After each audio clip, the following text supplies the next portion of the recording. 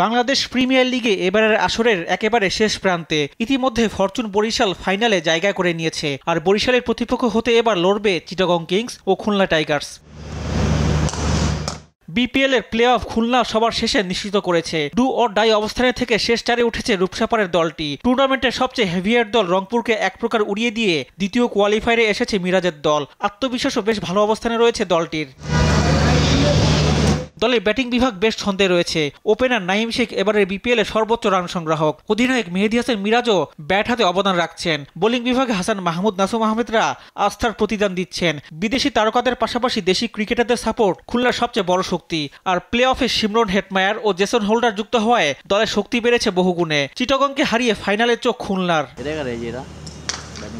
অন্যদিকে এবারে বিপিএল এ চিটাগং কিংস বেশ ভালো অবস্থানে থেকে বিপিএল এর প্লে অফে উঠেছে। পয়েন্ট তালিকার 2 থেকে এলিমিনেটর পর্বে খেলেছে বন্দরনগরী দলটি। তবে এলিমিনেটর পর্বে বরিশালের কাছে হেরে ফাইনালে যাওয়ার সুযোগ হাতছাড়া করেছে তারা। তাই দ্বিতীয় সুযোগটা আর মিস করতে চাইবে না চিটাগং।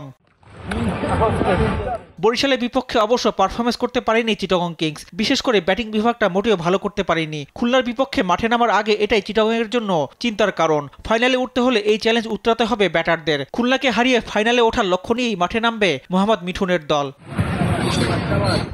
রিফাত আঞ্জুম, দেশ টিভি, স্পোর্টস ডেস্ক।